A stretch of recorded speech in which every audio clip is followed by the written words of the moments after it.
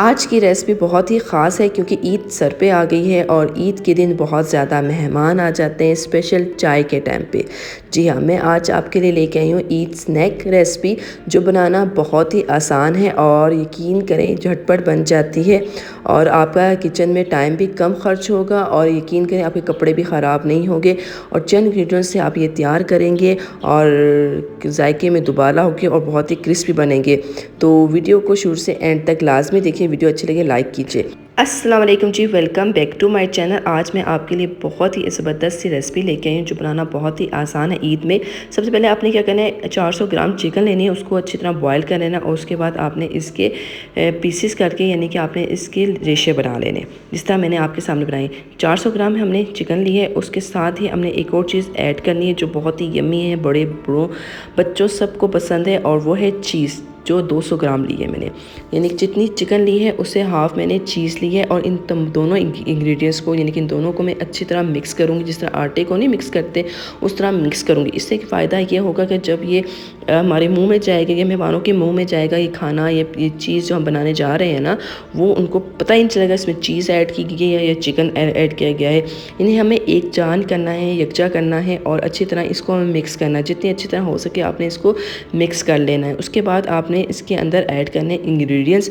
सबसे पहले 1 चाय का चम्मच भर के ब्लैक पेपर ऐड करना है और हस्बे ज़रूरत नमक।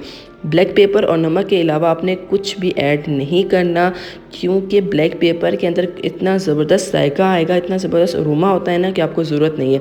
आपने बिल्कुल अच्छी तरह इन सबको गूंद लेना है अच्छी तरह। जब ये मिक्सचर तैयार हो जाए उसके बाद आपने ब्रेड के बड़े साइज़ लेना है, बड़े ब्रेड के बड़े पीसेस लेना है, उसको आपने काट कर लेना है सैंडविच की शक्ल में और तमाम का तमाम जो मिक्सचर हमने बनाया है वो इसके ऊपर आपने ऐसी तरह लगाना है जिस तरह मैं लगा रही हूँ।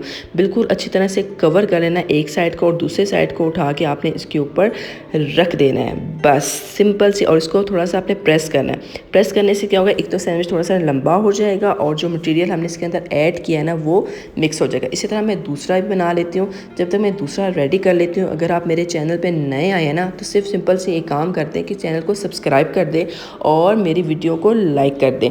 इससे क्या होगा, मेरी हौसला अफजाई होगी और मैं नई नई रेसिपी आपके लिए लाती रहूँगी।